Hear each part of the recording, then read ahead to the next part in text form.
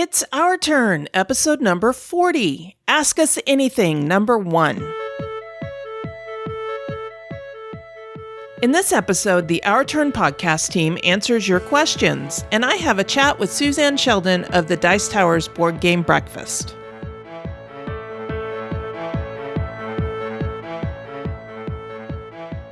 This is the Dice Tower Network, adding games to your wish list since 2005.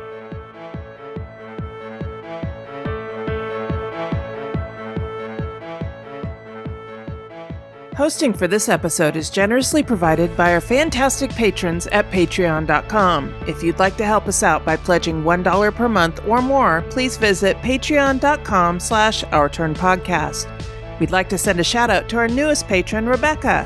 Every dollar helps to keep this show going strong. Thank you, Rebecca. Welcome back to Our Turn. I'm Cathy Ford. And I'm Sarah Reed. We are so glad to have you joining us again. And we usually start out the show by talking about what we've been playing lately.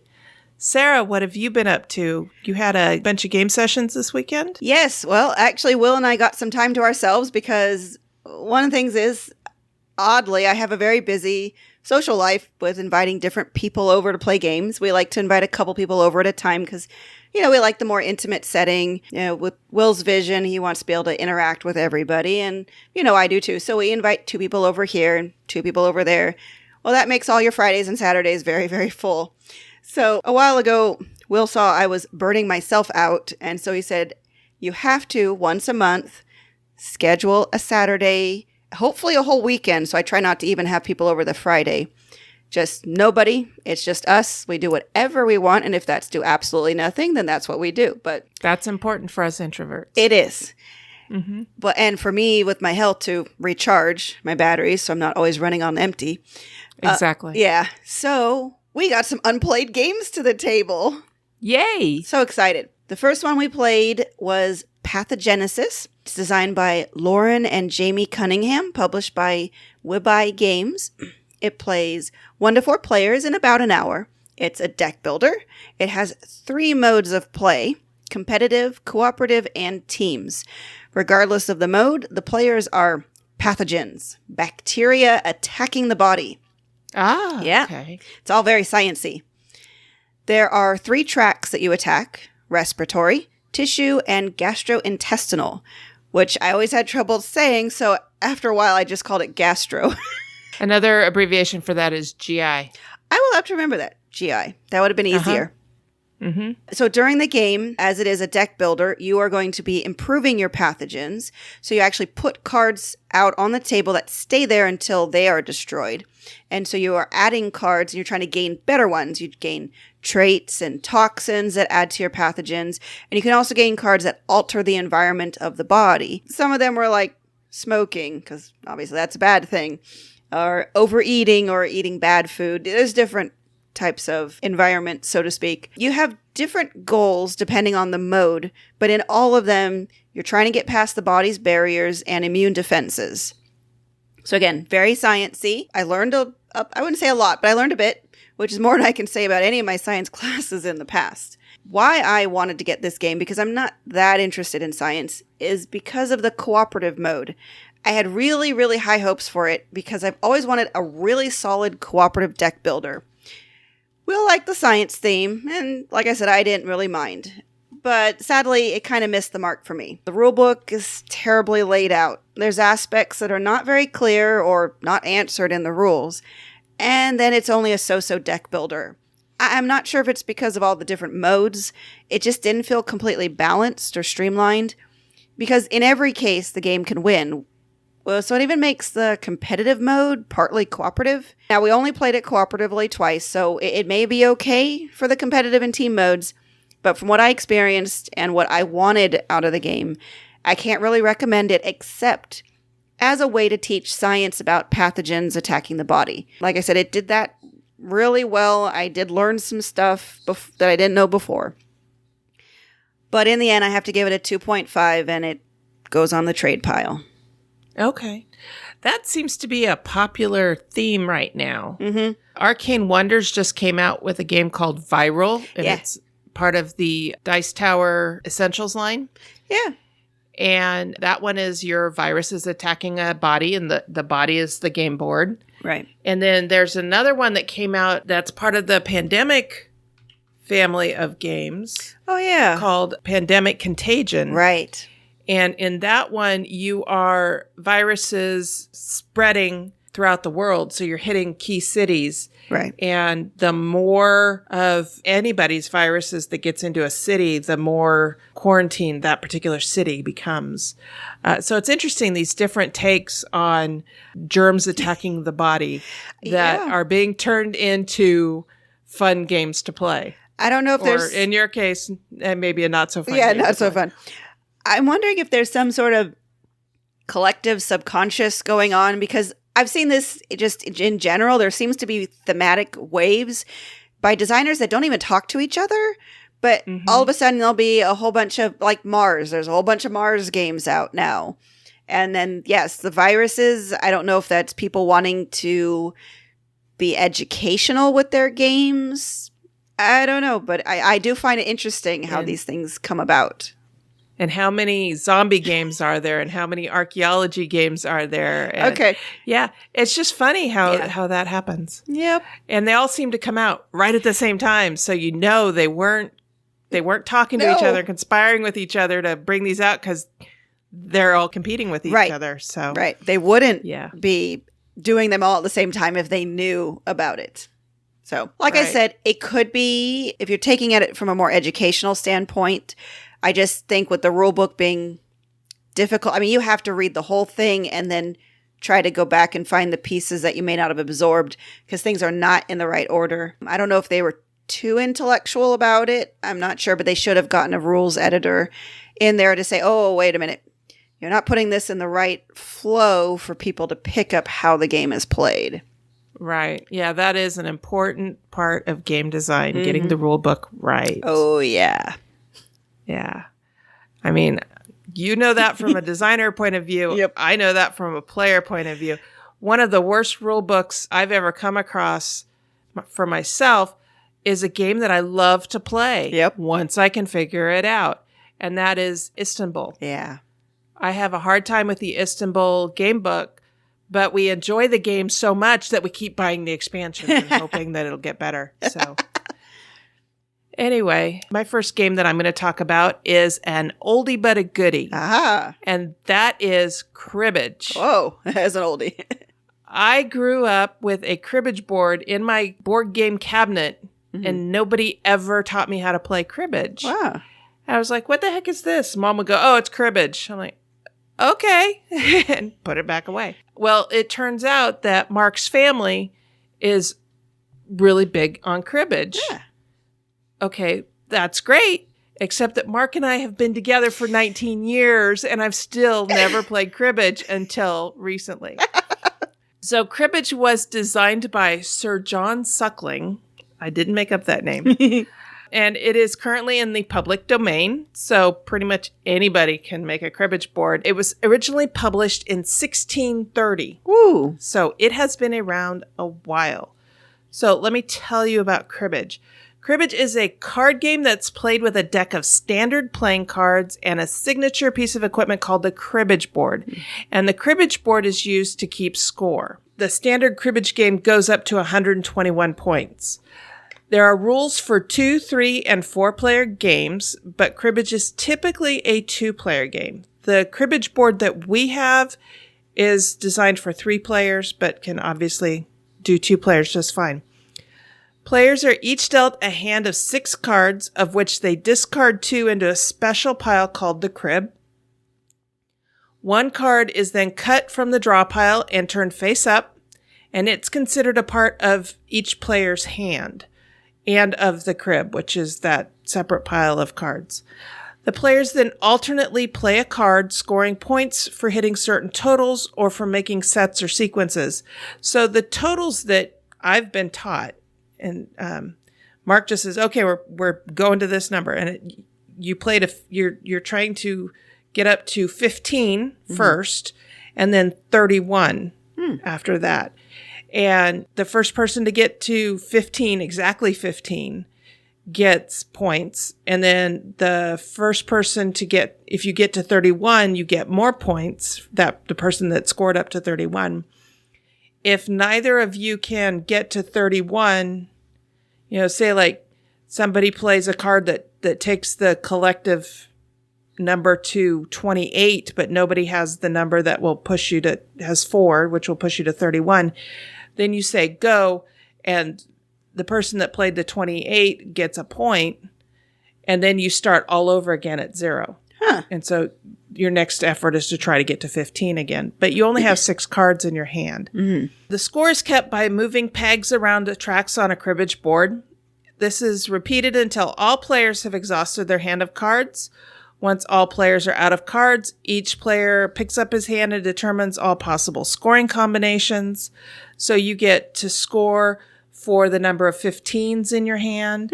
You get to score for a run of cards like 6, 7, 8. They don't have to necessarily be suited. You do get extra points if the cards in your hand and the card on the pile make a run and they're suited. I'm still trying to understand how many points for each whatever. Mm-hmm. I need to actually print out like a cheat sheet for me. I'm sure there's something like that on Board Game Geek. Probably. The dealer then picks up the crib and scores it for all possible points, and only the dealer gets those points. Then the cards are shuffled, and the deal alternates back and forth between the players. The winner is the first person to peg 121 or more points, but you basically stop counting at 121. Right. So Mark and I have played 3 games of this so far, and he's won 1 game and I've won 2. Hey. Somehow the cards are just favoring me. I'm not sure why. On our scale, I give this game a 4, and not just because I've won more games than he has, but that is unusual. Uh-huh. It's a good filler game, believe it or not. It only takes about 20 minutes to play. Oh, wow. Yeah, it scores really quickly. Not everyone likes playing games with a regular deck of playing cards, but I find that these types of games are less intimidating for my non-gamer friends and family because they're familiar with a deck of cards. So I think it's just less threatening than a scary game they've never heard of before. Sometimes when I try to introduce a game that they've never heard of, I get this look like, are you trying to embarrass me or make me look stupid? And which is never my intent. I try to gauge, what games are going to be easy for my target audience to learn. I think cribbage is a game that is easy to learn. I just have to figure out the scoring myself first. Mark's got it all in his head. So as I said before, this game can be played by 2 to 4 players, depending on your cribbage board. For example, our cribbage board is only set up for 2 to 3 players.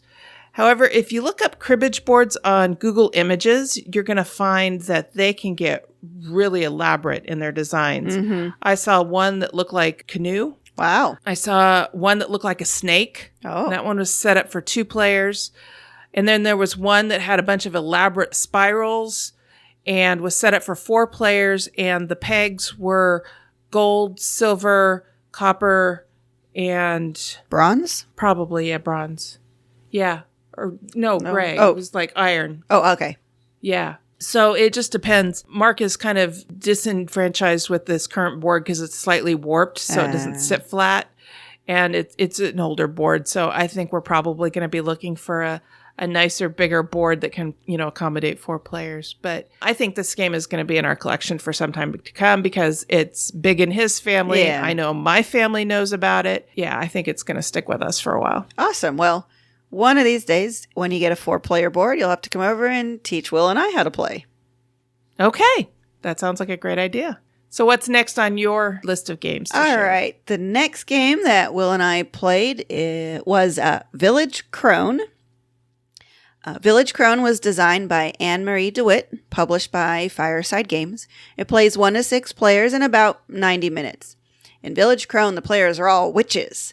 We're trying to take control of a new village. You send out your familiars to gather ingredients that you can use and spells to complete witches' scheme cards. Each of the cards is worth 1, 2, or 3 points, which also indicates how difficult the scheme is to complete. The witch who scores 13 points wins the game. So Village Crone is a worker placement with resource management all rolled into one continuous fetch quest-like system.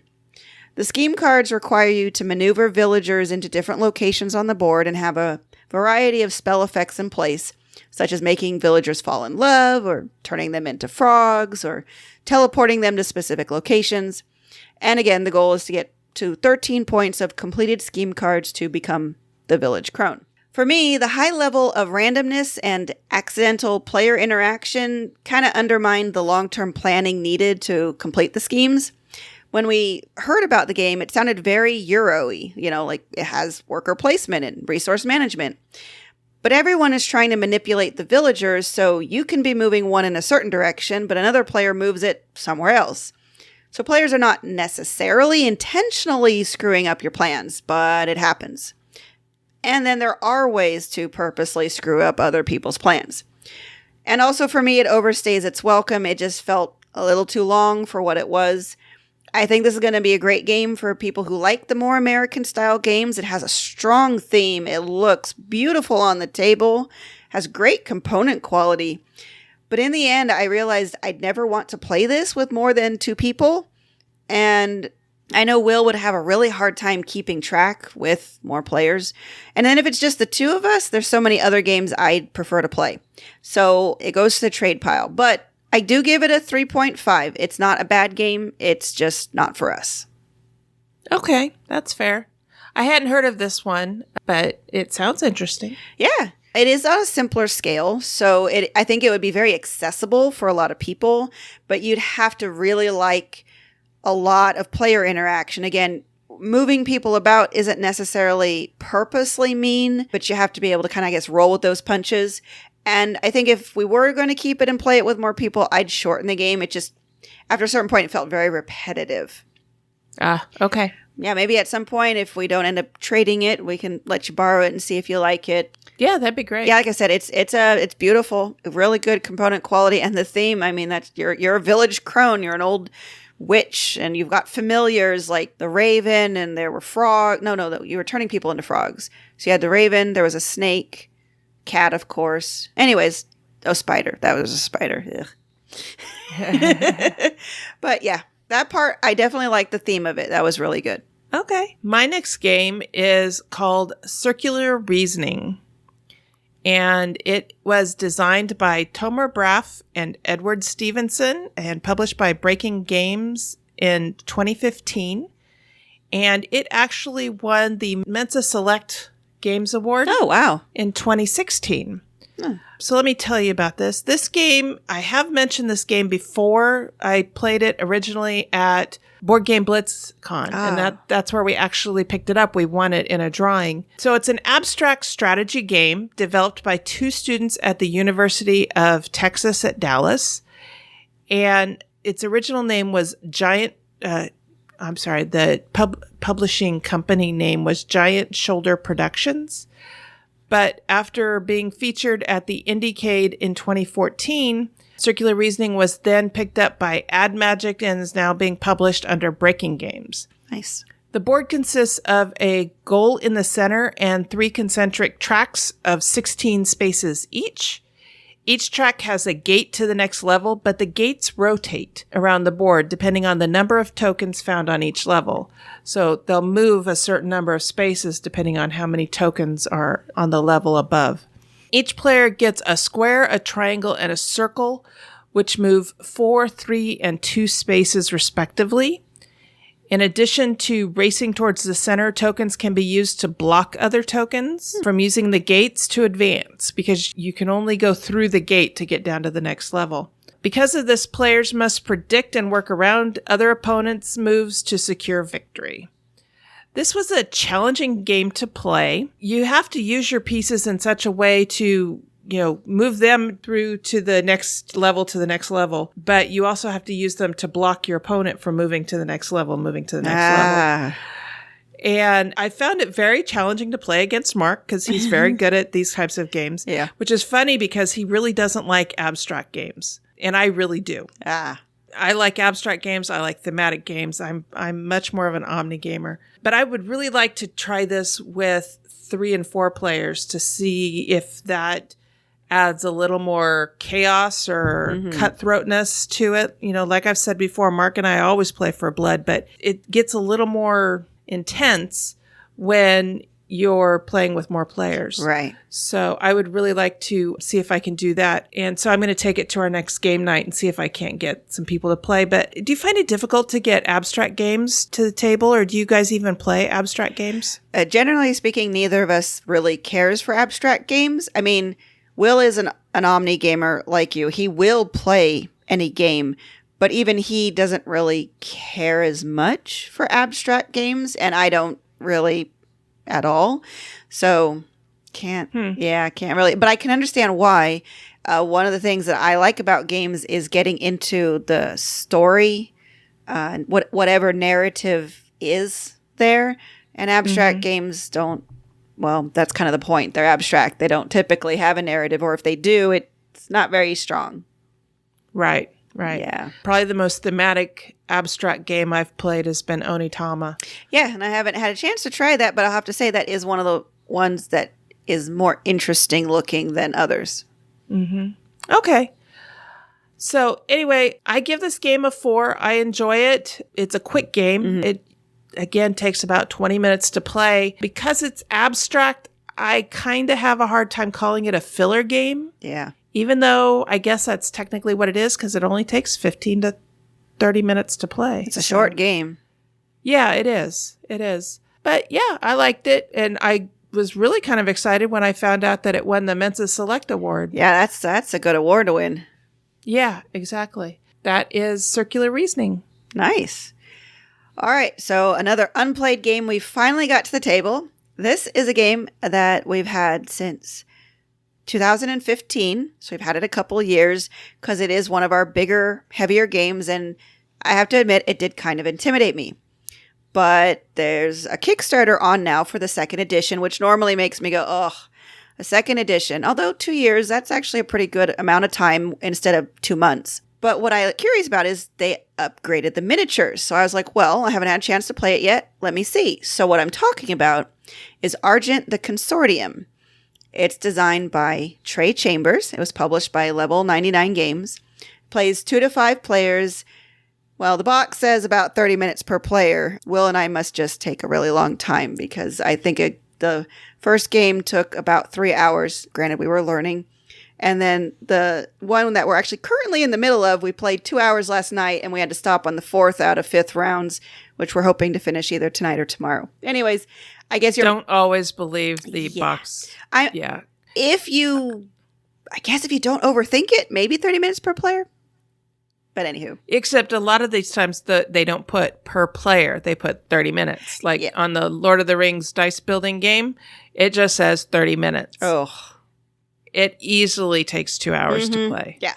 Another one that you can't believe anything that either the box or the story cards say is Firefly. Yeah, that's true. Yeah. So, my favorite game, but you never know how long that game's going to take. That's very true. And I think that's kind of thing here. This game does cause some, I wouldn't say quite analysis paralysis, but some heavy thinking. Oh, okay. So what's going on is that each player is the head of a department at Argent University of Magic. Kind of think anime or manga kind of world because it's in their world of Indine, which has that flavor of art style. So time to select a new chancellor, and you being a head of a department really wants that position, but then so does everybody else. So over the course of 5 rounds, you have to gather your apprentices, ready your spell book, build up your influence, and you're trying to secretly discover and compete over the votes of the board members. At the end of the game, each board member's criteria is going to be revealed and assigned to the player who actually meets it. So one of them might be whoever has the most gold or the most mana or who has the most divine spells. The thing is, all of these 12 voters are face down. And so through the course of the game, you might be able to peek at them and figure out what they want, but you probably won't be able to look at all of them. And even if you do, that's information overload. But whoever can get the most of these votes is going to claim the title and become chancellor. So mechanically, Argent is a worker placement engine building game where you're just trying to manipulate a bunch of stuff. The goals for victory are secret. You have to gain money so you can buy useful items. You're trying to develop your wisdom and intelligence to learn and expand your spells. And you have to spend time expanding your influence throughout the school. It can be a bit cutthroat as you'll have to outwit the other players, use your spells at the right moment, and choose the correct apprentices to carry out your plan. It's a hybrid game, so it has these Euro-style mechanisms, but this American focus on player interaction and theme. I like it so much because of the rewarding gameplay. It is a really solid hybrid game through and through. I mean, I just love the mechanisms of worker placement and engine building, and then this really strong theme and narrative. And for this game, I just really enjoyed the journey of the game. It's also really cool because every game is going to be different. The rooms that you're traveling around in and the different board members are randomized. So there's only 2 board members that are face up, and they're the same every single game. Otherwise, the other 10 could be completely different. It's a pretty big stack of board members. So I don't know if you could completely get different ones, but it's going to be different.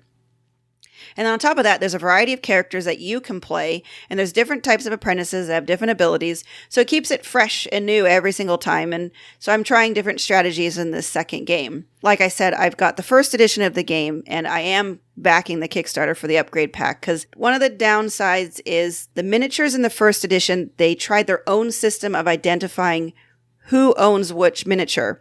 So it's a mini on a base, and then a cardboard insert in the base. So it's really hard to see at any angle who it belongs to. But in the 2 years since it's come out, there's lots of miniature systems that have come out that just use a colored ring on the base of the minis. So like exactly. Arcadia Quest. So that's what they're doing is the second edition isn't going to change much about the game. They did have some misprints on cards, so they're going to reprint or, for the upgrade pack, change a couple of cards only for clarity, and then the minis. So if you haven't got the game, you can get the second edition and it's all there. Or if you got the first edition, it's not going to be a big problem to upgrade it. Now, with all of this, I really do enjoy. There's a couple aspects I don't really care for. As a lot of people probably know by now, I'm a Care Bear. So the negative player interaction is a little difficult for me. Basically, there's ways to bump people off a space. Depending on how you do it, it's more negative than others. So it's something like banish. You can banish a person off of a space and it goes back to the person's pool of miniatures so they can place it again. But you could wound a miniature and then it goes to the infirmary. So it's another space on the board and it's stuck there.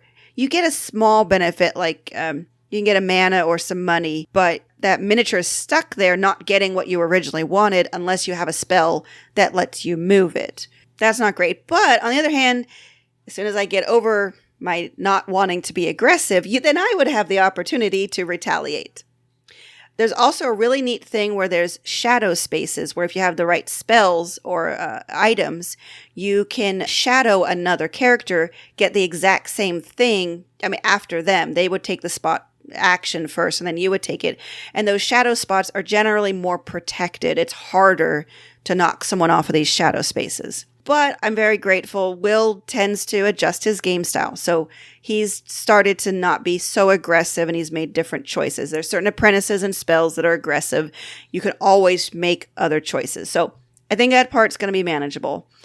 Then the last part is the endgame scoring. For all the work that you do, it comes down to winning 12 votes. It's just, for me who plays a lot of Euro games, it feels like such a low reward when I'm used to hundreds of points for, the point salad games. But it's inflated that way anyways. So I just have to learn how to work it with the fact that you're going to get a score between, 0 and 12. So in the end, I give Argent, the Consortium, a solid 4 out of 5. The thing, again, really keeping it from being a higher score for me, it's a long game. The potential negative player interaction and then the end game scoring. But I thoroughly enjoy everything else that the game provides. Okay. So, yeah, you like it, but... Yeah, I'm going to really have to be in the right mood and mindset. So it's one of those, it's a solid game. if anybody really wants, that the kind of mechanisms with like I said, it's a great hybrid game. It's a great game to get. It's going to be long. And we're just playing 2 players. I don't even know how long it would take with, I think, forgot already how many it goes up to. It goes up to 5 players. And if you get the expansion, it could go up to 6 players. So it is a long game. It is definitely one of those afternoon games for me, a Saturday afternoon when my mind is fresh and I'm in the right mood for the potential negative player interaction and being able to do that diversity. I also tend to focus in games a little too much. So, before I forget, the Kickstarter ends August 27th. So we still will have some time to check it out because it has been a hot game that's been out of stock out of print for a long time.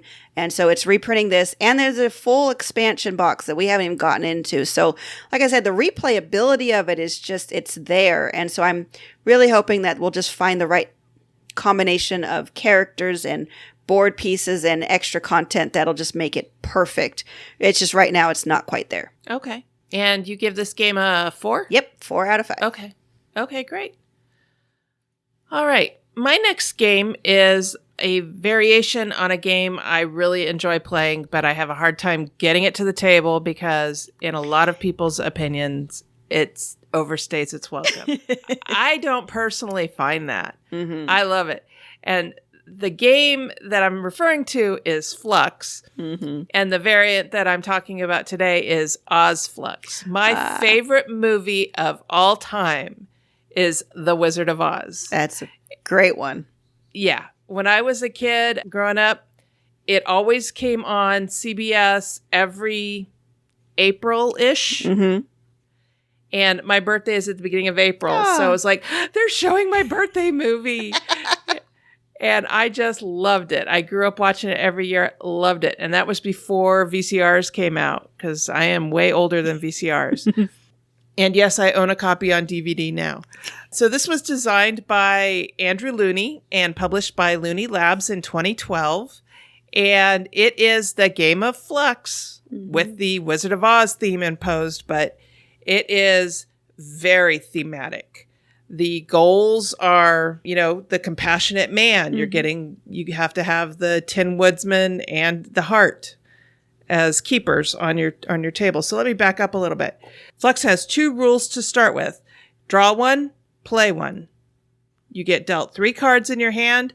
When it's your turn, you draw a card, and then you play one of the 4 cards from your hand. Now, the cards that you can play are from different groups. There's new rules, there's goals, there's actions, there's keepers, and there's creepers.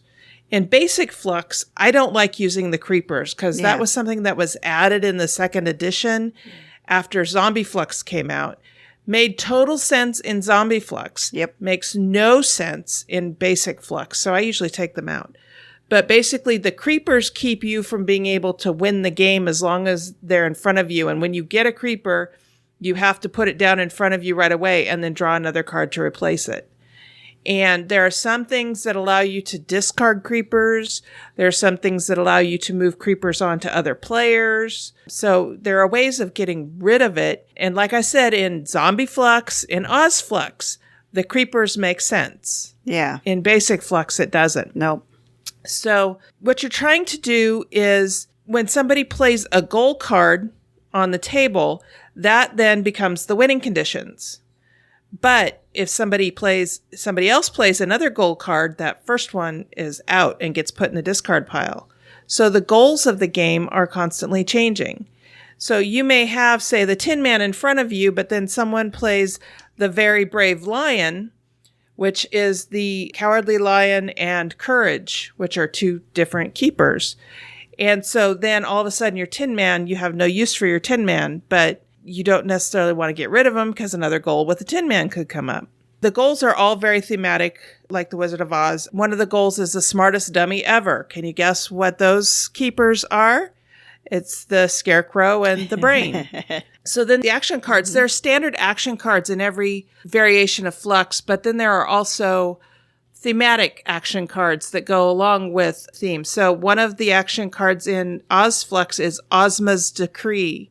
If you've ever read any of the Wizard of Oz books, it's a whole series of books. It's not just the one that was covered by the movie. She was the Empress of the Land of Oz, and her name was Ozma. She was the daughter of the Emperor of Oz. So. And her father was dethroned, and she became a prisoner at some point, if I remember correctly.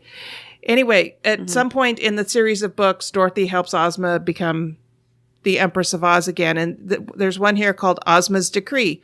And it says, all players, including you, choose a new rule from their hands if they can. From these cards, you will choose one to put into play, discarding all the rest. So everybody who has a new rule card in their hand has to give you a new rule. You get to pick from those new rules and put one into play, and then the rest go in the discard pile. So you're handicapping your opponents by taking cards from their hand. If this process adds no new rules, flip cards from the draw pile and discard them, creepers included, until a new rule is flipped and play it. So if nobody has any new rules in their hand, which can happen, then you go through the pile and add a new rule from the pile. There's one here called the Golden Cap. If winged monkeys, which are one of the creepers, are on the table, move them to any player. If not, find them and give them to a player of your choice. Look first in the discard pile. If you need to look in the draw pile, shuffle it afterwards. Then draw 3 cards, add 1 to your hand, and discard the others. So like I said, these are very thematic. The last action card I'll share is called Field of Poppies. Oh, yeah. If you remember from the movie, Dorothy had to walk through a field of poppies to get to the Emerald City from the Yellow Brick Road. Yes. And the Wicked Witch made it so the poppies made them fall asleep. And then Glenda the Good Witch made it snow, and that counteracted the sleeping spell. Field of Poppies. All players other than you miss their turn, except for anyone who has either the Tin Woodman or the Scarecrow on the table in front of them. If I remember correctly, the Tin Woodsman and the Scarecrow were immune to the sleeping spell, but they couldn't get the Lion and Dorothy and Toto back up again. So anyway, it's very thematic. Right. It is very fun. It is very Flux. So if you are not a fan of Flux, don't bother. Unless you're as big a fan of The Wizard of Oz as I am. This won't change your mind. So as Oz-themed games go, this is pretty good. As Flux games go, this is pretty good. I give it a 4. I'm planning to keep it in my collection. There are lots of different themes for Flux. We also own Martian Flux, which is on our pile of shame because it's a Flux game. We know how it's going to play, but we bought it. We want to see how the theme goes. So you'll probably be hearing about Martian Flux here sometime soon. But yeah, Flux is a game that I enjoy. Some people find it a little intimidating because the rules change. I've been able to teach this to my niece who was about 15 at the time. At the same time, I taught Flux to my 92-year-old grandmother who kept winning and kept calling it a stupid game, but she kept playing and kept winning. So, take from that what you will. But yeah, I enjoy Flux. Yeah. And it's a great filler-ish game. It can be played in 15 to 30 minutes. Yeah. I've also had it go for an hour. Potentially. Oh my goodness. Yeah. Yeah. We had a 3-hour game. Yeah, it's why I don't like the creepers because, well, just from a game design perspective, it's never a good idea to tell someone you can't take your turn, just in general. Or in this case, it's you can't win the game. So it makes the game longer by slowing it down. Yeah, it does. And that's one reason why I don't like the creepers in the base game. But like I said, in some of the themes... In some of the theme ones, they make total sense. Oh, yeah, it definitely does. So we've definitely played this in the past. It definitely had a place in our collection. We don't currently own any. I recently being sometime in the last 6 or 7 months, I don't know, I won a copy of the Holiday Flux, which I gave to a coworker, taught it to her. She absolutely loves it. She plays it with her family camping. She doesn't care that it's Christmas or it's either Holiday Flux or Christmas Flux. I'm not sure which, but they like it so much that, they're looking at buying one of the other themes and now they're just arguing over which theme because they don't want to have too many copies of it because they'll sit around not being played. So I definitely think it's a game that has a place in certain people's collections and has a place at certain times for, I think, almost everybody. Yeah, absolutely. I was at Great Escape Games the other day and went over and looked at the filler games section, and there's Cthulhu Flux, and there's also, they've come out with Math Flux and Chemistry Flux. Those two I am interested in getting and trying because I think that they probably have a little bit of a different twist on them. I would imagine. So, yeah, I'm interested in some of those different themes, but I think I will leave probably Cthulhu Flux on the shelf. Yeah. So anyway, that's what we've been playing. You've heard us referring to and rating games by a rating scale. Here's how we're using this scale. 1. Give me back the time I spent playing it. 2. Has great potential as kindling. 3. Decent with some bugs. 4. A good, solid game. And 5. Buy this now.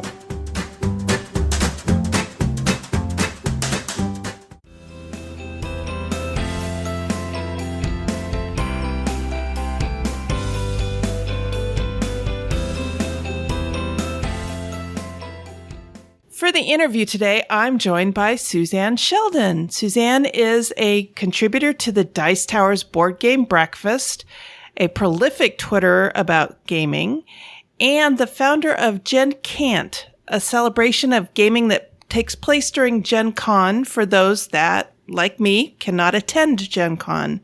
Suzanne, welcome to Our Turn. Thank you so much for having me on. I'm thrilled to be on the show. Oh, I am thrilled to have you. I'm kind of fangirl squeeing a little bit because I've been watching you on the Dice Tower for so long and just absolutely adore following you on Twitter. And between you and my co-host, Sarah, I think I'm getting pulled into the whole Kickstarter addiction. Uh-oh.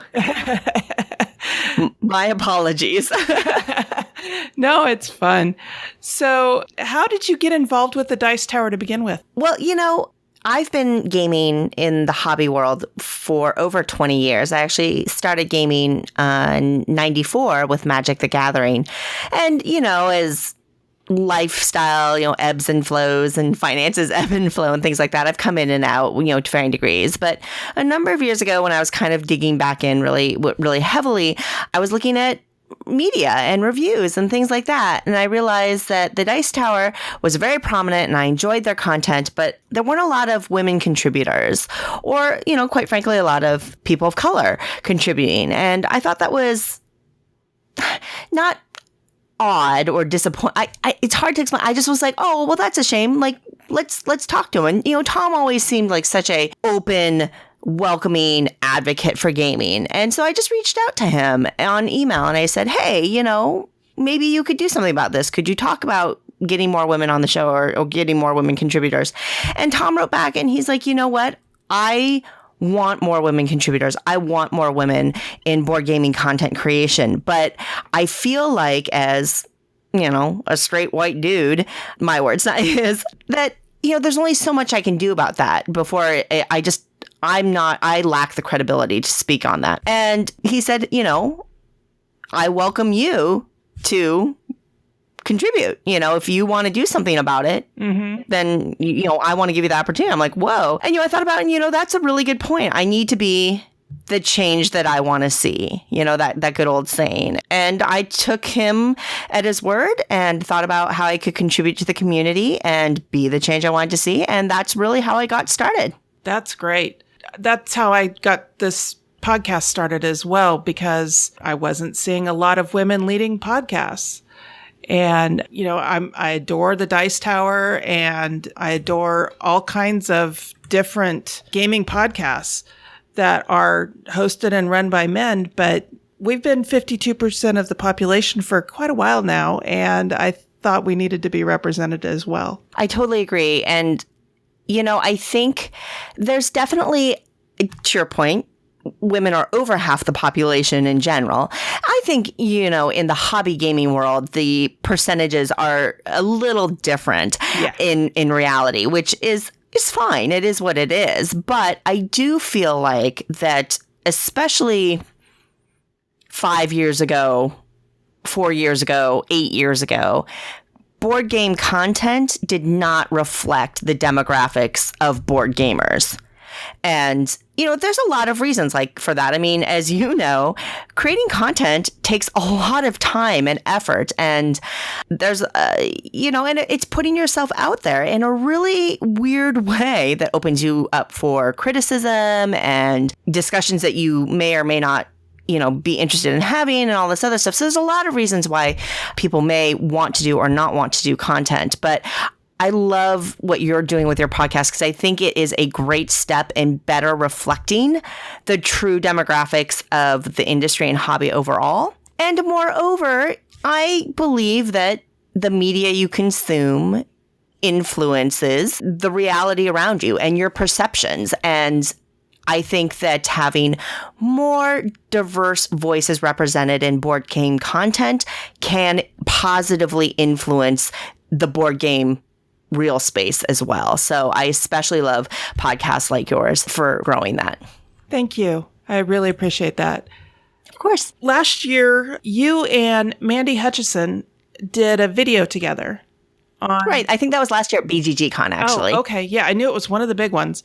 Yeah. And you were talking about the need for diversity in gaming, and I was so impressed with that. I included it in one of our episodes, not the whole video, but I talked about it and included it in our show notes. And I love the message that the two of you were putting out, that people needed to be more accepting of people who are different than them. It was a wonderful opportunity. Obviously, the Dice Tower has a pretty good audience for the industry. And I think Mandy and I were really grateful that Tom gave us the bandwidth just to sit down together and talk about this.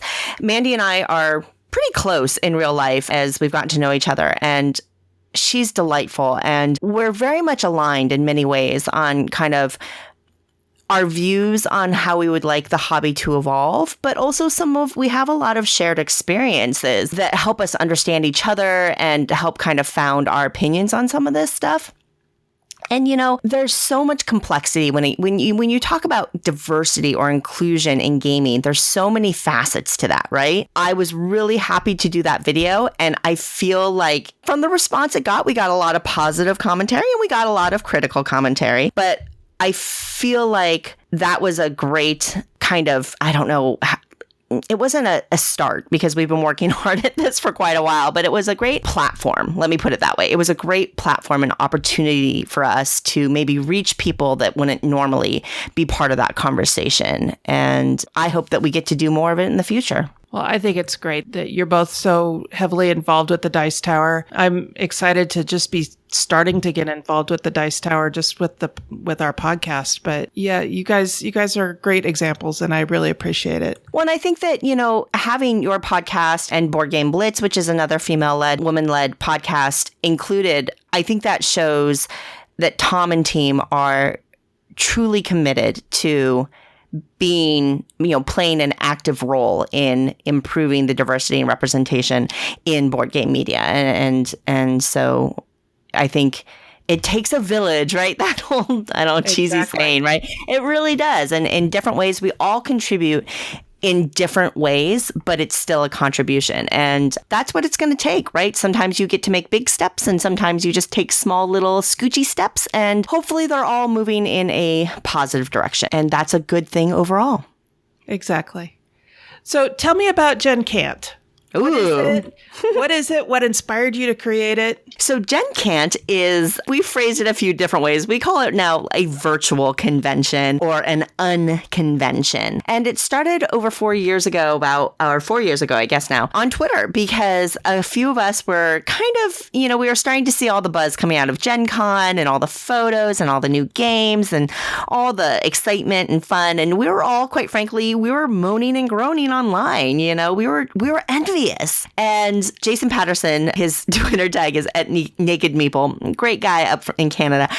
And we were just bantering back and forth, and we cracked the joke that we should have hashtag Gen Can't. And we started cracking these jokes about, oh, look, here I am in line for the badge. There's no line to pick up your badge at Gen Can't. And it's like a picture of our front door. Or, oh, the coffee's just the way I like it here at Gen Can't. And it's a picture of, your own home coffee pot kind of thing. And it was all very tongue in cheek.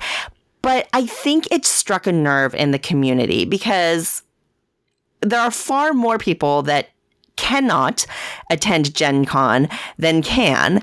And a lot of those people are a little wistful or a little envious of it. And it hit a nerve, and a lot of people started using the hashtag, and it caught the attention of some publishers.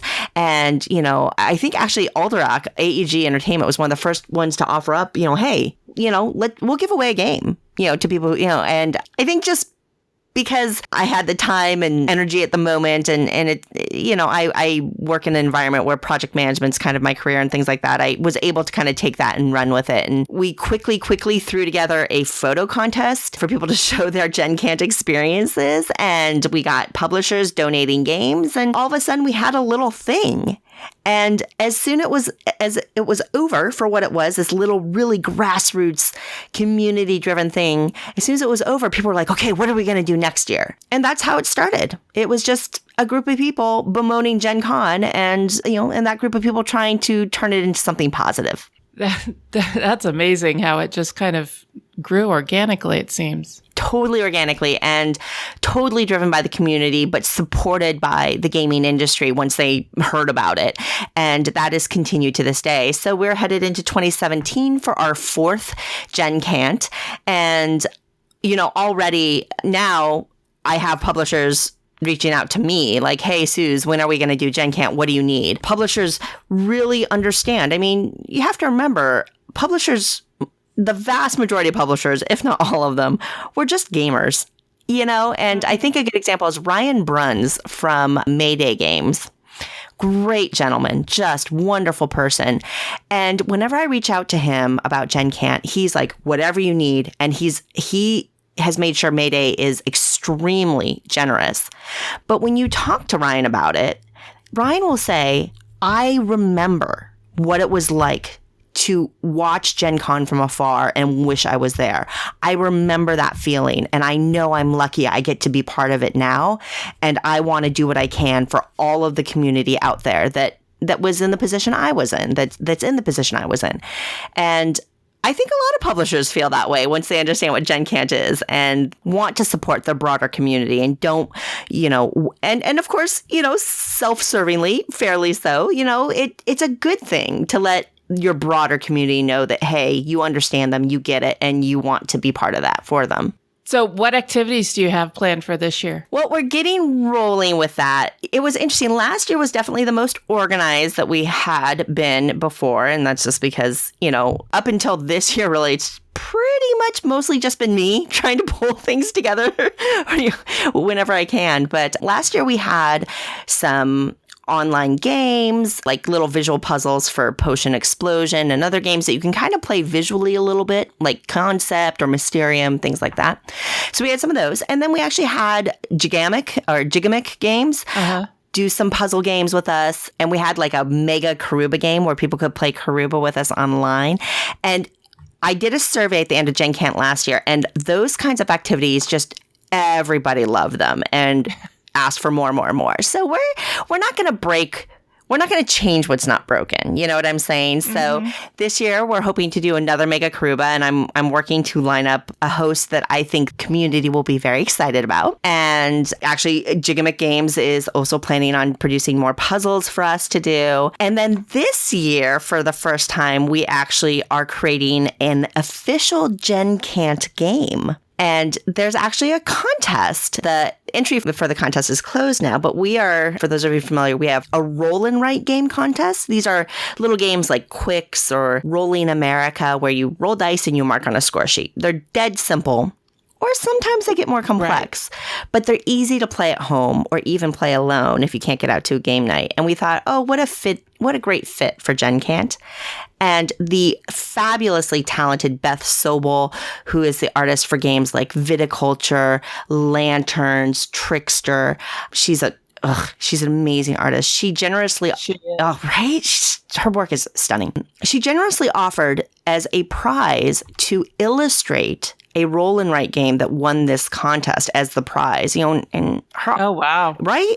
I mean, her art services are very valuable. And so she's going to illustrate the game. And after Gen Cant is over, she's granting full license rights to the game designer.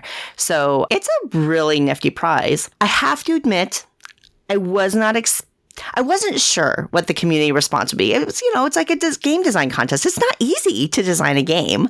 Uh-huh. So I was like, oh, well, maybe we'll get like 5 entries and it'll be so How many cool. did you get? We got 81 entries. Oh, wow. I was floored.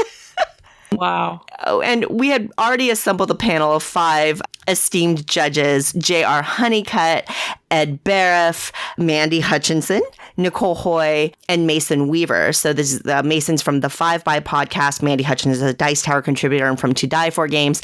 Nicole Hoy is a writer and game reviewer for the Daily Worker Placement. J.R. Honeycutt is a game developer and designer, and he works for Restoration Games. And Ed Bariff is a designer and publisher he owns Pencil First Games and has published games like Herbaceous and Heroes and Tricks and things like that. So really great judging panel. And needless to say, ever since the entries closed on July 1st, we have been scrambling to play test all of these games. We weren't quite expecting 81 entries, but wow. It just goes to show how amazing and creative and fabulous this community is. So along with some of our activities that you can play online, we'll have an official roll and write game that people can download and print at home and play this year. Neat. That is very neat. I love the idea. I know my co-host Sarah has submitted, I think she submitted something. I know she was talking about it. So I'm anxious to see how her game does and how the results come out. Well, Sarah's fabulous. And I also think that she submitted something, and I obviously can't speak to it. But needless to say, I'm familiar with Sarah's work as a designer, and I was excited that she entered. Yeah. Yeah. How can people get involved or set up their own Gen Cant event? Well, there are a lot of ways people can get involved. And honestly, I will say, Cathy, that one of the things that I've struggled with is because in large part, Gen Cant is kind of a one-person show. Although this year I've had a number of fabulous people step up and volunteer and offer their help, which is greatly appreciated. Because honestly, to improve it, it's going to take more than just me because I'm very limited in my creativity and capacity. So there are a couple ways that you can get involved. Certainly, if you just want to be part of it, guess what? If you are not attending Gen Con, you are already attending Gen Cant, whether you like it or not. So, if you want to just participate in the games and the raffle, we put on this amazing raffle where we're going to give away. Well, last year we gave away over 240 games. Wow. Yeah. You can just do that. And if you're on Twitter, there is @GenCant, which will be publishing all of that information. There's also a BGG guild for Gen Cant. And then there's also a website, gencant.com. And those are the kind of the best places to go for information about Gen Cant. Now, if you have an idea for a cool online game or something that you'd like to help host, you should just email me, Suzanne @gencant.com, and I'd love to hear your ideas and see if we can pull something together. And if you want to hold a local event, we do have a local events page where last year we probably had over a dozen local events that we got to post there. And these are usually at either cafes or friendly local game stores. And people pull together little game days at their convenience and under the kind of the Gen Cant umbrella. And we kind of provide some flyers that they can use and things like that as well. So if you pull together a little event locally, you can let me know. And I will, of course, happily post that on our website. Our only request is that it's open to the public and family friendly. So that's kind of the soft requirements we have around having an event kind of branded Gen Cant. But, really, if you just say, hey, we're all going to meet at Starbucks at 5 p.m., come play games, that totally counts. What else are you working on, as if this isn't a big enough thing? Oh, goodness. it's kind of funny. I was talking to some people at Dice Tower Con just a few weeks ago from the time we are currently recording.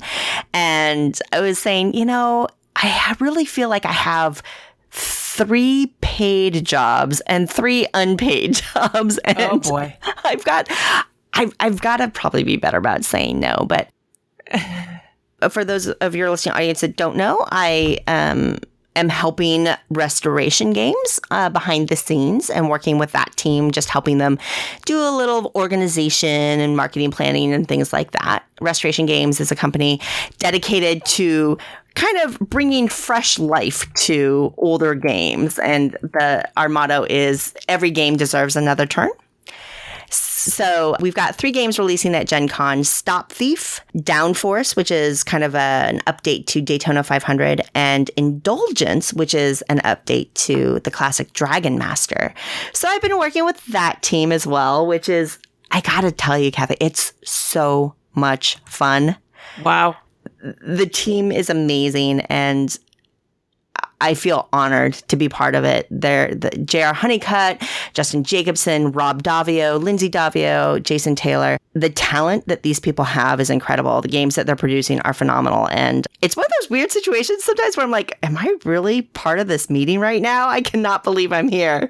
Yeah, when I first heard that Restoration Games was forming, I thought that was really exciting. It was a different take on game publishing. It is unique, and I love that. And I felt the same way before I ever thought I could actually work with them. When I just had heard about it, I was excited about that concept. I even backed Stop Thief on Kickstarter, right? Because I was so excited about the game, and never thought in a million years that I'd be a small part of their team. So, but I get to do that. And, I do produce content for the Dice Tower focused on Kickstarter. I'm actually started doing, when my work with Dice Tower was actually in the app world, and I produced board game app overviews and segments for them. And I remember that. And then you switched to Kickstarter. I did switch. And it's funny, I was at Dice Tower Con and a couple people were like, oh, we really miss the app reviews. Or didn't you used to do app reviews? I'm like, technically, I still do. Just time being what it is and things like that. I'm actually got a backlog. I have a whole list of apps I'm waiting to do segments on. But I'm actually producing a long overdue series of my top 50 board game apps. Oh, cool. Yeah. This was part of actually Tom's Kickstarter, the Dice Tower's Kickstarter a year ago, and I'm far behind on my commitment here, but I'm having a lot of fun putting it together. So I'm halfway through production on that. So hopefully that'll air in the next month or so. And then after that's done, I'm hoping to get back to some regular app reviews as well, because I do still love board game apps so much. So that's just a few of the things I've got on my plate. You're a busy lady. It's all fun. It's gaming. It can be work, but it is always gaming, and that is always good. Yes, absolutely. So how can people connect with you? I mentioned that you are a prolific Twitterer. Yeah, and when people ask me, sometimes you're like, oh, you're on Twitter, and I always kind of warn them. I tweet a lot. So if you're not ready for that kind of barrage of online chatter, you might want to think about that one. But yeah, Twitter's actually probably the easiest way to get a hold of me, since I seem to be there all the time. And my handle there is at 425 Suzanne. Of course, you can always email me. I have a Gen Can't email, but I try to keep that for Gen Can't. So it's just 425Suzanne at Gmail. And either way is a great way to connect with me if you have questions about content or want to just chat about games. If you have a question about a board game app, I try to be responsive as much as I can, and I really love talking with people about games. So I encourage people to reach out. I got to ask, is there a story behind the 425? There is, and it's really quite pathetic. And I think my handle on Twitter really speaks to my complete lack of creativity as a person. Do you have any ideas what that 425 Suzanne could be? I'll tell you right now, a lot of people think it's my birthday, like April 25th. It is not my birthday. Yeah, that was what I was thinking, or maybe an anniversary or something, but... Yeah.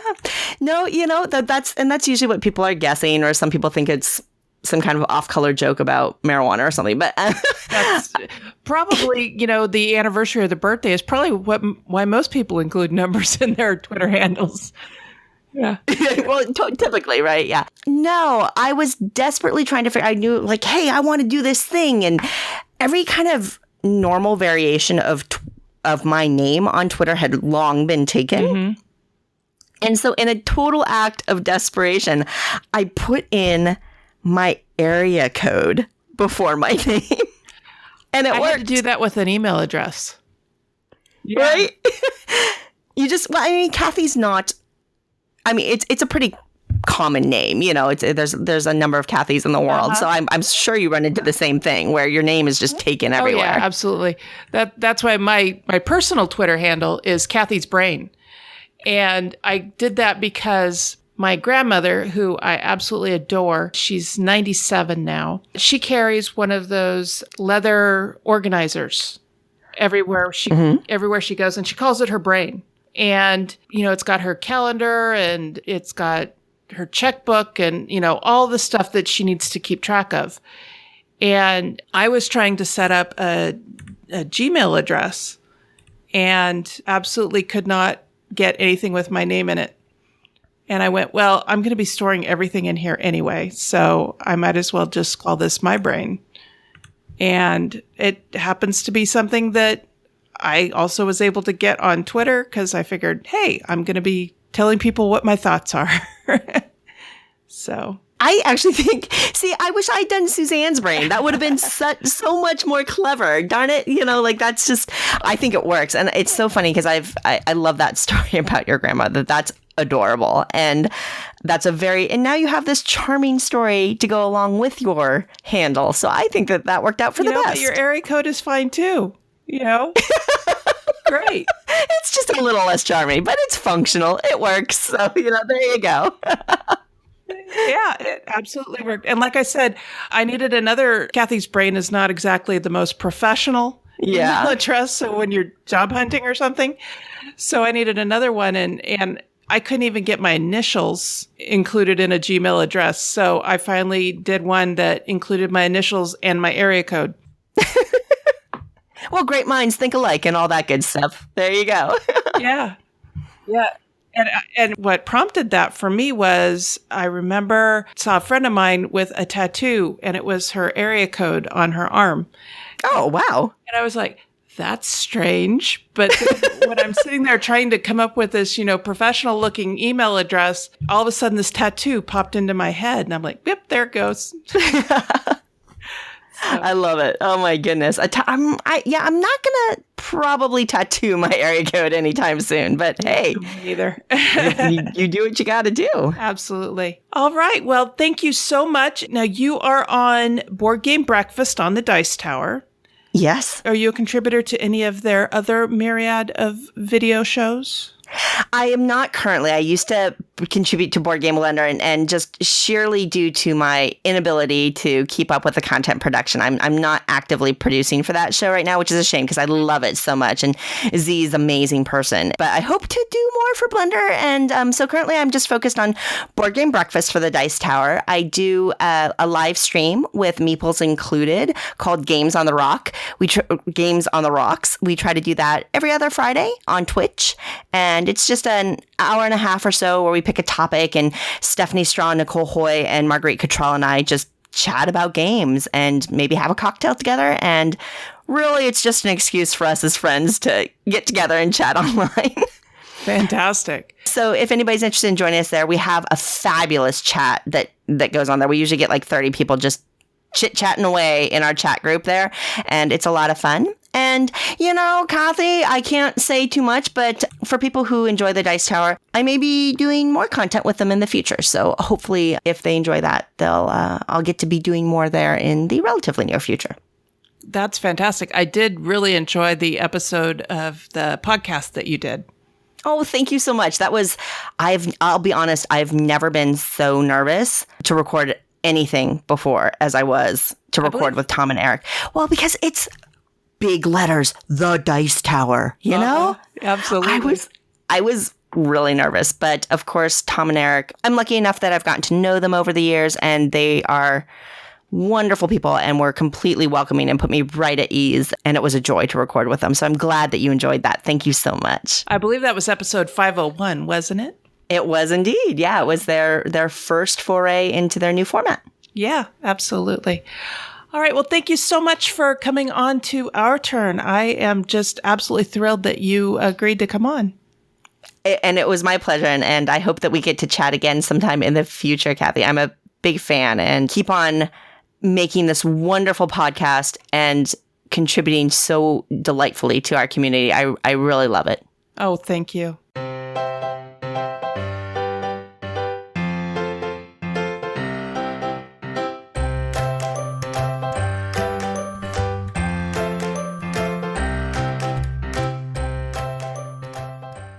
This is Cathy. The format of the Hot Topic in this episode is going to be a bit different. We've solicited questions from you, and today we're going to answer some of them. We got a bunch, so we're going to split them up over 2 different episodes.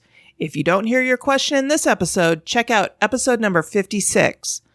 Sarah and I will take turns asking the questions, and then everyone who wanted to answer a question recorded their answers. Today you'll hear from Sarah and me, Jesse, Frank, and Mark. Here we go. Charlotte Smith asked, has doing our turn changed the way you play board games? If so, how? Be it which games you play, how often, how many new games, or what you think about them. Doing our turn hasn't changed the way I play games, but it has changed what I pay attention to when I play games. I used to just be focused on learning the rules and playing the game. Now I pay attention to the art, the rules, how the rule book is written, how the game is put together, the game components, the box insert, and who would enjoy playing this game. That hasn't impacted my enjoyment, or not, of the game, but it has deepened my appreciation for what game designers like Sarah and Will and publishers go through when putting their games together. I can easily say that since I've started doing segments for the Our Turn podcast, it has definitely changed the way that I play board games. I play more solo games now than I used to. I also look at more aspects of the games than I did. Most of the time I would just say, yeah, this is an interesting idea, and then give it a play and see if I want to keep it or not. But now I actually look at artwork and theme and mechanics and how they all combine and get an overall picture of the game. And I'm even starting to do that now with group games and multiplayer games that I play as well as just solo games. Also, I've been on Kickstarter a lot more, picking up newer games that sound interesting as much as my money allows. Kickstarter can be a very expensive habit. Be careful, kids. But I found that there's a lot more games now that I've been opened up to, and a lot more themes and a lot more experiences just because of my work here on the Our Turn podcast. Since starting Our Turn podcast, my gaming focus has changed. I pay more attention to how I feel and what I think about a game as I play it. This is so I can potentially talk about it on the podcast critically to hopefully help others figure out if the games I've played would be good for them. I'm also much more focused on my unplayed games so I can talk about it on the podcast. I knew it was something I needed to focus on anyway, but I'm much more diligent about it than I think I would be otherwise. Mark Ford here, and my answer is yes, absolutely. The way I've played board games has changed since I've become a part of the Our Turn podcast team. I find myself playing more of them. I also find myself playing more new games as opposed to the old favorites. And since I'm Cathy's go-to default opponent, I find myself playing games on deadline so that Cathy can get them into the podcast. Makes for some interesting plays, that's for sure. Valerie Schrag asks, Our Turn podcast is based on inclusivity. Was there ever a time that you were actively discriminated against while playing a board game? The only time I feel I've been actively discriminated against while playing board games would have to be my days in the world of competitive Magic the Gathering. I started playing Magic during high school and continued into college. I was usually the only female in the store during events. On top of that, well, I wasn't very good at making competitive decks. I enjoyed the game when I played against my friends, but the competition scene was not really my thing. Maybe the guys in the store sensed that, like sharks to blood and water. Well, I was never made to feel welcome, nor did any of the guys talk to me. Only my friends who came with me. I didn't try too many events, so I never had a truly horrible experience, but none of that was very pleasant. For me, the discrimination has been more passive-aggressive rather than vitriolic. It's been little things like when I asked to join a war game, getting asked if I'm going to play or kibitz. Mansplaining has been a thing I've endured a few times before I learned how to shut that down. Once I won a game and was told the only reason I won was because my male opponent resigned the game. The fact was that he and I were in a standoff and the other player was in it to watch the world burn. When my opponent conceded the game, I was told by the third player that I needed the help of a man to win. The fact that I had achieved a draw state with a man didn't enter into the other jerk's thinking. He was just being a poor sport. However, for the most part, I game with a neat bunch of folks and have fun whenever we get together. Valerie Schrag would like to know how you became a member of the Dice Tower Network. Becoming a member of the Dice Tower Network was a goal of mine from the outset of creating this podcast. Once we had about 8 episodes recorded, I sent an email to Tom Vassell and asked what the qualifications were. I wanted to know so I could have a target to aim at. He very kindly sent me his requirements, and I shared them with my team. Once we had not only met but exceeded the requirements, I sent another email to Tom asking for consideration for membership. He was right in the middle of their annual fundraiser when I asked, so it took a couple of weeks for him to respond. But when he did, we were so excited. I was even more excited to learn that we were being inducted at the same time as Board Game Blitz. I am very pleased and proud to have joined the Dice Tower Network. Jeff Lyons asks, in 10 words or less, why do you love gaming? Social interaction and mental challenge are why I love gaming. For me, it really just comes down to one word: friendships. Over the years involved in board games and role-playing games, I have made so many friends. I've met so many wonderful people and had so many wonderful experiences. It's been a part of my life for years, and it's not something I would ever want to give up. Interaction, storytelling, and socializing. Competition, cooperation, and camaraderie. That has to be my 3 reasons that I love gaming so much. The cooperation of a good co-op game, the competition of a nice, hard-fought, crunchy game, and the camaraderie that we all share around a gaming table. Those 3 can't be beat in anywhere other hobby that I've ever been in. I love the challenge they present and the social interaction. Jeff Lyons wondered whether you are looking forward to anything in particular pertaining to games or in the hobby of gaming. I'm looking forward to watching and helping the gaming hobby to spread and become more mainstream. I think if the gaming hobby were to become more mainstream, people would learn how to be more social and friendly to each other again. Sitting around a table and talking to one another used to be a regular daily thing, and it's fallen out of practice. I think gaming can be a way to bring that back and hopefully reignite a civil discourse that seems to have been lost. For board gaming, I'm looking forward to expansions coming out, both for Terraforming Mars and the networks. For role-playing games, I'm looking forward to Star Trek Adventures role-playing game and the Genesis role-playing game. I'm looking forward to the hobby becoming even more inclusive and accessible. There's still a lack of awareness of the problems facing a lot of people to get into the enjoyment of board games. There's a lot of work to be done on publisher level to improve vision accessibility in board games, moving away from only color coding to have clear and simple icons, also making sure the text is readable. On a social level, more representation needs to happen in the narratives and art of board games. It's quite hard sometimes to get into a game if you don't feel represented in the game. To get it all started, people need to be aware of other people's plights and accept that it happens and that something can be done about it. I feel like the hobby is moving in the right direction. It's just time for more to be done. With so much going on in the hobby right now, it's just impossible to narrow it to just 1 or 2 things. Every day there'll be a new Kickstarter that I'll see or a new game announcement that I'll hear about that'll make me say, "It must be mine." Narrowing it down to just 1 or 2 is like picking out your favorite dog. Just not going to happen. Richard Bright and Adrian Dong asked similar questions, so we're kind of combining them. So the question is, with regards to game mechanisms, name 3 that you love and 3 that you hate. And which one do you love more, and which one do you like the least? The mechanisms that I like least are programming, memory, and social deduction, with social deduction being my most hated mechanism. I just have a terrible poker face and can't lie to save my life. On the other hand, my 3 favorite mechanisms are worker placement, engine building, and tableau building, with engine building being my favorite. I had to give this question a lot of thought, but if I had to narrow it down to 3, it would probably be drafting, deck building, and dice. As for my 3 ones that I just don't like, it would probably be area control, roll and move, and social deduction games being the worst. I've always had issues trying to pick up social cues and things like that, so those games have always been very frustrating to me. My favorite mechanics for board gaming would include deck building, worker placement, and pick up and deliver. All of those I find very enjoyable. My least favorite mechanic would have to be roll and move. I do not like roll and move. It doesn't make sense to me.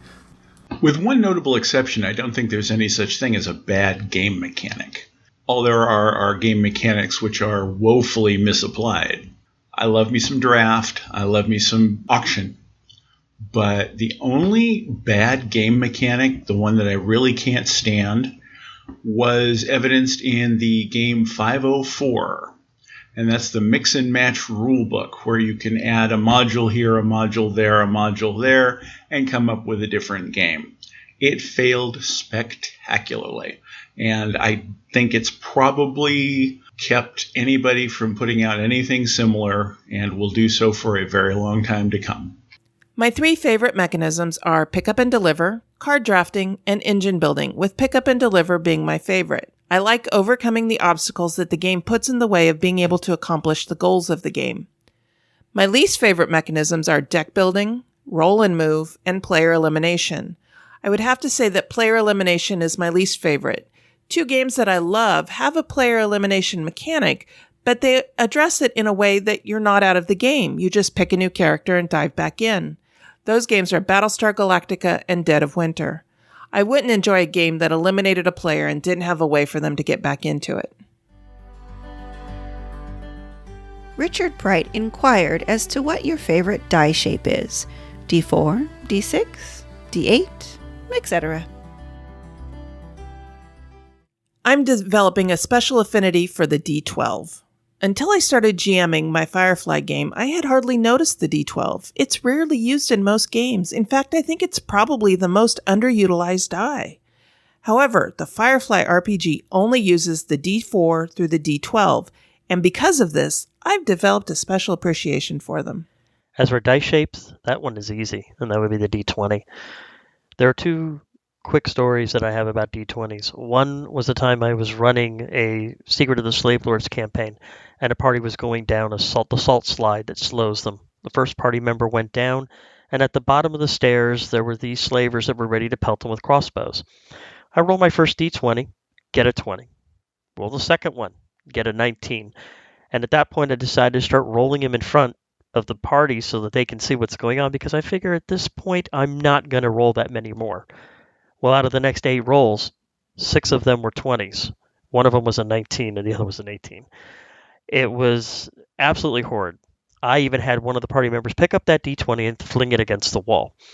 From that point on, that D20, which is still in my bag today, is called Player Slayer. And as for the other D20 story, was one of the first years I went to DunDraCon. I had met the first year they had LARPs there, and I met a woman who I was talking to at registration who had never played a role-playing game but was interested. So I told her when she had a few moments to look me up, I'd be around in the common area and I would introduce her to Dungeons & Dragons. So we sat down, she built her first character, and we played a solo adventure for about 3 hours. She absolutely loved it. At the end of the con, we bumped heads again, and she gave me a little metallic D20 that I also still in my game bag today. As a number generator, my favorite die shape would have to be the D10. It's beautiful because each die face represents basically 10% of a whole. So my favorite role-playing games, including World of Darkness and Legend of the Five Rings, uses D10s. It's a very simple number generator. But as far as aesthetically pleasing in shape, I would say the D6 is my favorite. The simple cube I find is best. This is an easy one. My favorite die shape, those lovely little pyramids of doom, the D4. I mean, come on, what other die is a random number generator and a weapon all mixed up in one? Definitely the D4. My favorite die shape is the classic D20. So many RPGs use it, and it brings back lots of great memories. Richard Bright asks, who is your favorite board game designer? My favorite board game designer currently is Ted Alspach for his engine-building games of Suburbia, Castles of Mad King Ludwig, and Colony. I'm really looking forward to Palaces of Mad King Ludwig. As for my favorite board game designer, I guess that'd have to be Uwe Rosenberg. He's designed so many wonderful games that I still play, including my personal all-time favorite, At the Gates of Loyang. There's Agricola, there's Caverna, there's Le Havre. There are just so many wonderful games that he's done that if they're put in front of me or I'm given an option to play, I will drop just about every other game so I can play those. I don't really have a favorite board game designer overall. I don't follow board game designers like others would follow bands. I have lots of games I like, and there are lots of great designers. If I had to pick one right now, it would have to be Gilhova because I absolutely adore the networks. It's a great game for about any group, and the theme is wonderful. For role-playing games, same thing, but again, if I had to pick one, I would have to pick Sean Carman for his involvement with Legend of the Five Rings and the new Star Wars role-playing games from Fantasy Flight. Again, don't have favorites, but if I had to choose, those would be my choices. There are so many great game designers out there, and there are some that have been out there for many, many years and done many great games. I can come up with a bunch of them right off the top of my head, but the one that I would dearly have to make my favorite and that I would love to meet, shake his hand, and congratulate him and thank him for so many hours of joy and wonderment would be Mr. Friedemann Fries, the creator of my all-time favorite board game, Power Grid. In looking at my collection, I'd probably have to say Reiner Knizia. I own 3 of his games, The Art of War, Ra, and Lost Cities.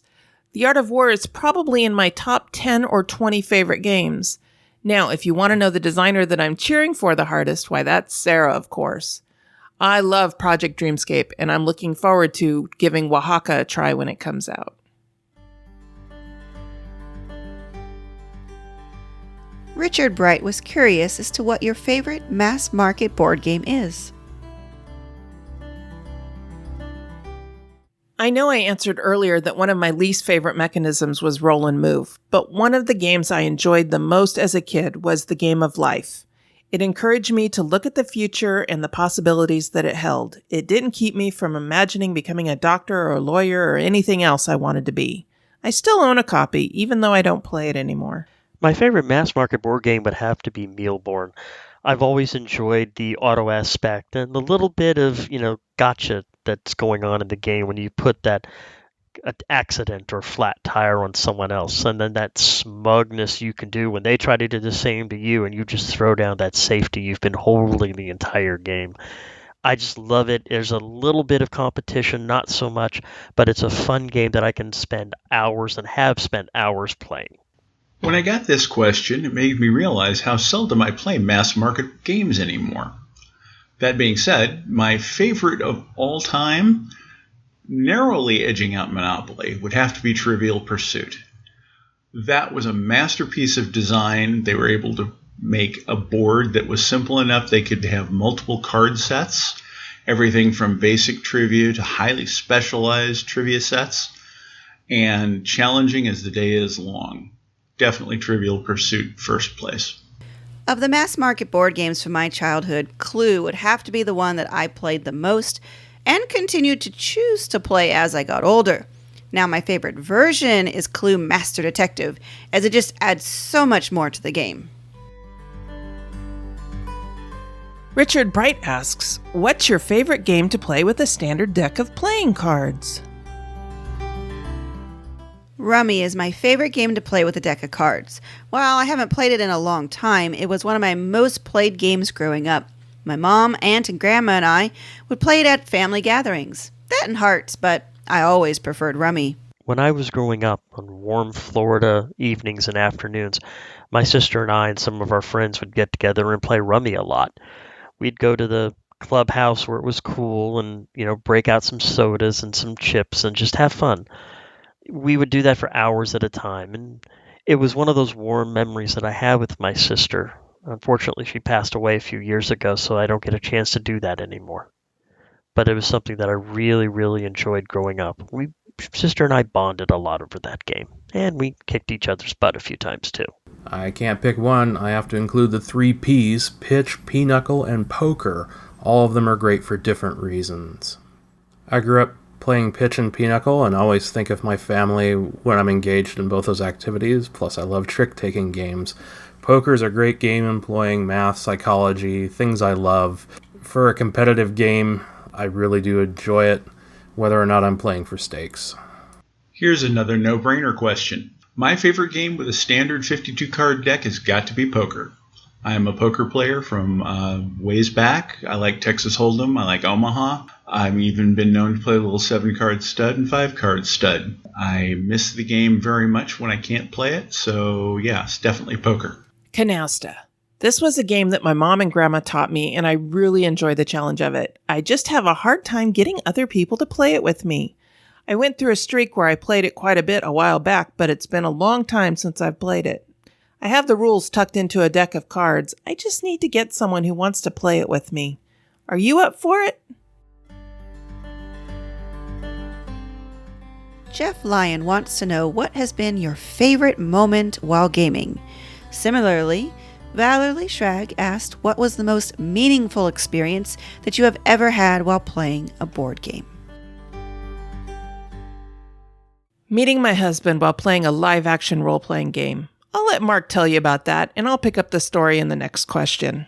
My most meaningful moment in gaming had to happen during a live-action role-playing game. We were playing Vampire the Masquerade, and I, of course, was playing a 500-year-old British vampire by the name of Anthony St. John, who in reality was Anthony Giovanni. And a young lady was presented at court. The young lady happened to be my beloved wife, Cathy. She and I met at this game, and she knew me for months without knowing I wasn't British because she only saw me in character and not knowing my name was Mark. And once she found out that I was a good old American boy named Mark, we became fast friends, and a little while later, when I asked her if I could have the chance to make her happy, she said yes, and the rest, as they say, is history. That was almost 20 years ago, and it's been never a dull moment since. I love you, Cathy. I love you too, Mark. When I first started going to board game meetups here in Sacramento, a friend of mine and I, Marcus, would go to our friendly local gaming store, Viking Hobby, and buy games occasionally. I remember one time I was going down there, and I'd finally gotten paid, so I was looking for a copy of Power Grid. And so we go down there, and I talked to Jessica, who was running the place, and she said that she had a copy of Power Grid, but she was holding it for someone, and she said to me that let me give him a call, see if he's going to pick it up soon. If not, I'll sell you this copy and order him a new one. So she goes to the back for about 5 or 10 minutes, comes out and says, sure, you can go ahead and buy it, and he'll just pick up the next copy when it comes in. I say, great, pay for my game. Marcus and I grab it, leave, and we head to the board game session. And I bring in my bag of games, and I start breaking out Power Grid, busting it open, and punching it all out and getting it ready to go. And I hear a voice over my head. Did you just get that copy of Power Grid from Viking Hobby? And I turn around and I look, and I see Mark Ford over there. And that was how I met Mark, who eventually allowed me to meet Cathy. So yes, Mark and I met over a copy of Power Grid. And that has to be one of my favorite moments. I've got a terrible memory, so it's hard for me to think of a specific moment that's been my favorite, so I'll speak in general. I love gaming for the connection I get to other people. First, it's my husband, Will. I love that we can play games together and strengthen our relationship. Second, I get to play with friends, new and old, and get to know them better and just have fun. Third, I get to meet so many amazing people online just due to the common interest in board games that I wouldn't otherwise get to meet. So, almost every moment of board games is my favorite moment. Adrienne Dong got this question from the Dice Tower Podcasting Guild, and she wants to know, what game has scared you, good or bad? Meeting Mark's character, Anthony Giovanni, was the most scared I've ever been in any game. He role-played that character so well that for the first 6 months, I didn't even realize he wasn't British. He was always in character, and his character was not to be trifled with. It was a fun kind of scared, but I can tell you my knees were knocking the entire time. There is a game out there that will turn everyday, ordinary, normal, happy gamers into mean, duplicitous, paranoid, backstabbing anger monkeys. I will not play this game anymore, and I definitely wouldn't even recommend this game to anybody that I valued in my life. That game is Diplomacy, and that game has scarred me forever. I will not pick up that game again. I will not play that. And if I'm ever forced to play it, I will absolutely not play it with anyone I care about. I have seen this game end friendships. I have seen this game end marriages. By all means, please, do not pick this game up. Diplomacy is evil.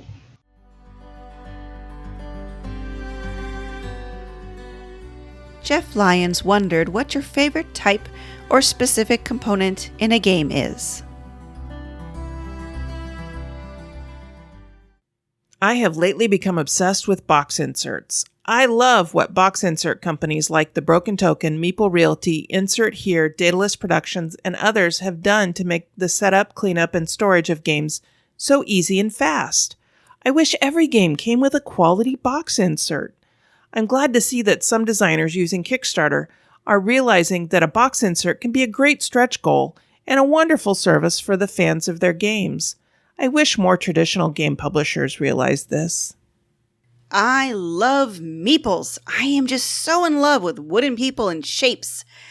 I have absolutely no idea why, but I want to collect them all. Well, we hope you enjoyed our answers to your questions. We're planning on answering the rest of the questions in episode number 56, so keep listening for that one. If you have any further questions you'd like us to answer, just send an email to feedback@ourturnpodcast.com. We'll try and answer those questions as they come in.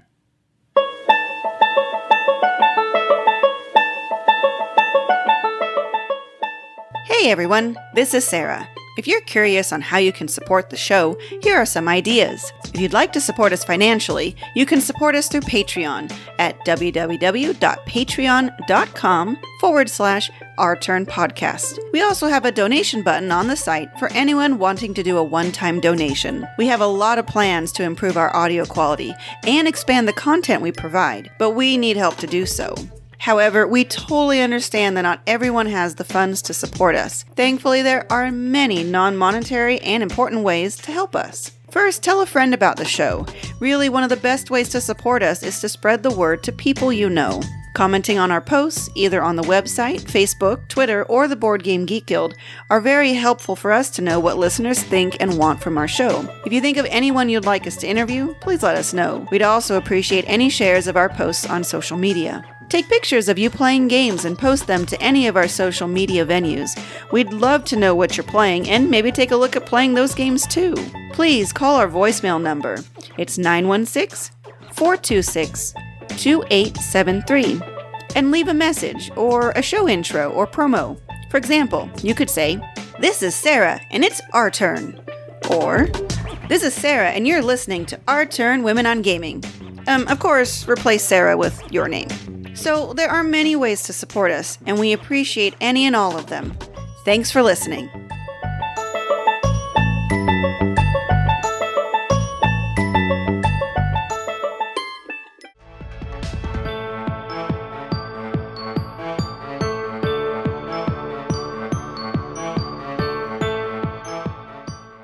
Okay, now we've come to the part of the show where we're winding things down and talking about what's on our agenda coming up in the next week or two. Sarah, what are you doing? Well, back to having people over. So, yay! Yeah. So this Friday, a couple of my coworkers are coming over and I'm going to introduce them to Marvel Legendary. They really like superheroes and we taught them the DC deck builder and they enjoyed it. But, they wanted to kind of see if there's any cooperative superhero games, Legendary being the closest. We play it purely co-op, and so what we do is we do play it cooperative. What we do at the end is count the points, and whoever has the most points is featured in the center of that month's issue. So it's kind of the comic book thing is whoever won or whoever wins is just where it's still a team effort type of thing. But we've been wanting to teach them that. And then Saturday, my role-playing group's coming back over. We've had nothing but problems getting together, as I think most people are aware of. Listened for a long time. It's been really spotty to get everybody together. We're finally going to get together Saturday. I am really hoping it works out for us to play Numenera again, because it was a bit of work to try to get back into my character last time. And I'd like to remember and have fun, Sure. But worst case scenario, whoever can come over will play board games. But really hoping for another session of Numenera. And then at the beginning of August, I have my birthday at the beginning of August. Last year, Gen Con was also at the beginning of August. So I did a Gen Can't Day. Well, which was a lot of fun. We had 12 people over. Later on, Will told me that was a bit too many people for him right now. He's a bit, like I said, more of an introvert. So I said, is it okay if I do another game day next August? And he's like, sure, just do a few less people. Well, I can't do it at the same time as Gen Con this year because Gen Con's later in August and we're busy that day. So I'm like, well, it feels weird to do Gen Can't at the beginning of August when that's not what it is. So Will had the idea of, well, do SarahCon. And I'm like, that's self-centered. And he's like, everybody else is doing it. So I'm like, okay. It is your birthday, after all. It is my birthday. I don't tell anyone that it's my birthday because I don't want it to be a birthday celebration. I just want to have fun, have people over, play more games, that kind of thing. The one thing that I do when I do stuff like that is I tell them their presence is more desired than their presence. Yes, I will remember that in case anybody brings that up. So it's going to be kind of small. There's going to be 8 of us total. So that's including Will and me. But I think that'll be a good level of people. Because the main thing is I'd like to do this every year going forward. And eventually it will grow bigger because we have this nice big patio in the back that I am thoroughly hoping we can save up to or refinance or whatever it is you do with home ownership where we can enclose the patio. It is so large that I'm confident we can fit 3 folding tables in there and have people still comfortably moving around. So it will someday become our board game hall. Cool. And then SarahCon will be really awesome. But for now, it'll be a nice small gathering of friends to have fun, play games, and I get to have a special day for my birthday. Even Gen Con started small. That's true. That's very true. All right. Well, that sounds like fun. Yep. I am the first Saturday in August. I'm having some friends over. As I reported a little while back, Firefly has a new expansion. Ooh. And I have played it. I played some of it, but I haven't played it with my friends. It's just been me and Mark testing things out and giving it a try. But I did some investigating in the Firefly forums on Board Game Geek. And this is one game that just invites fan variants. Oh, yeah. And so a fan has made an expansion of his own for Firefly. And for anybody that's familiar with the show, there's one point where Jane, who's one of the characters, is given the captain a hard time about, we need to earn some money. And he goes on this rant about, well, let's see, I got a stake in this. So 10% of nothing is nothing, carry the 0. And, he just goes on this big mathematical equation and it comes down to he's not making any money and he's not happy about it.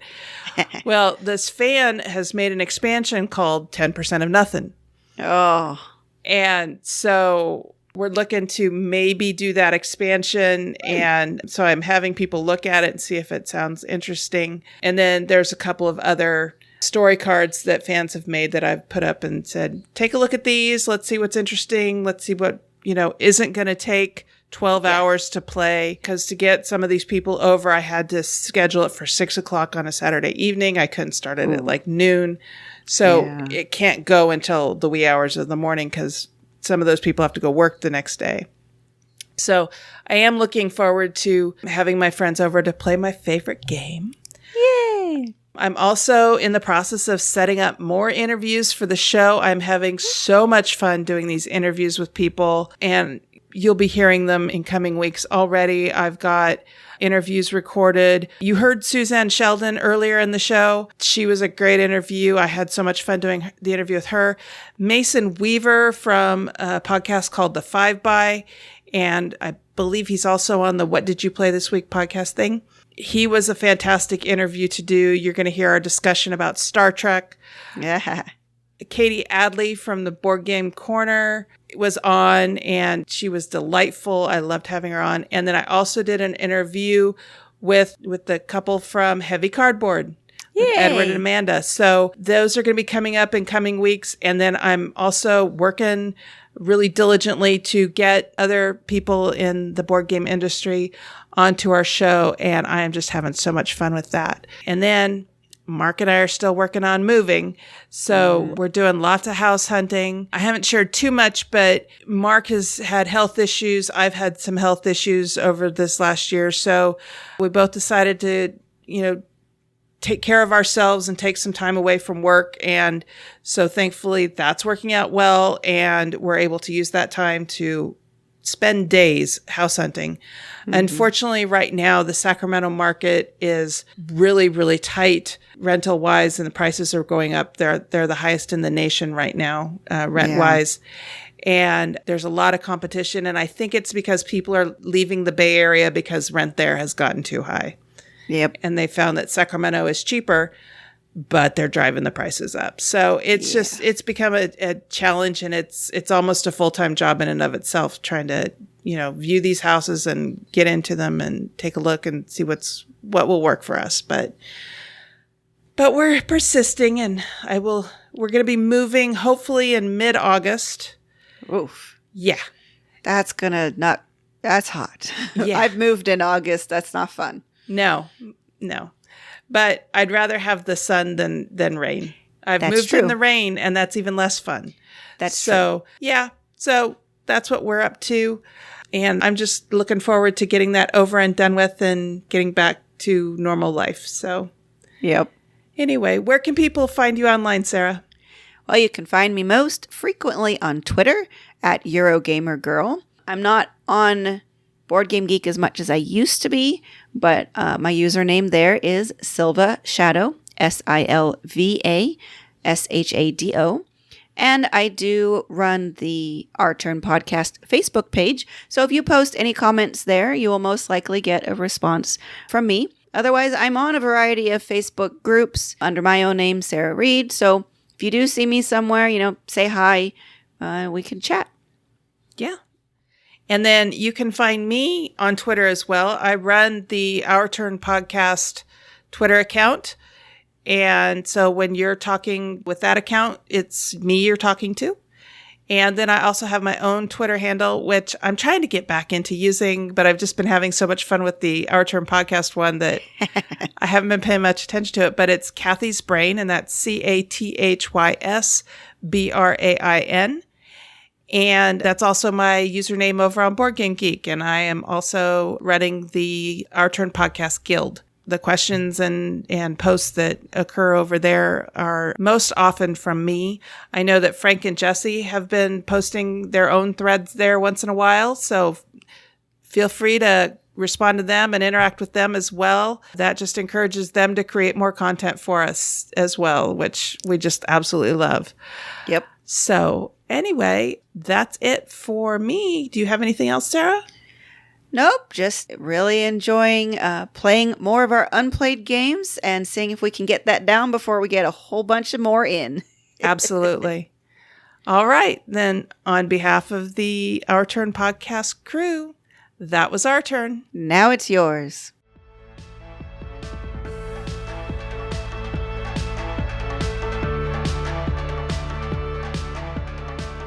Thank you for listening. This episode was recorded on July 24th, 2017, and is written and produced by Cathy Ford and Sarah Reed with assistance from Suzanne Sheldon, Frank Vicari, Jesse Metcalf, and Mark Ford. Next time, we'll discuss party games.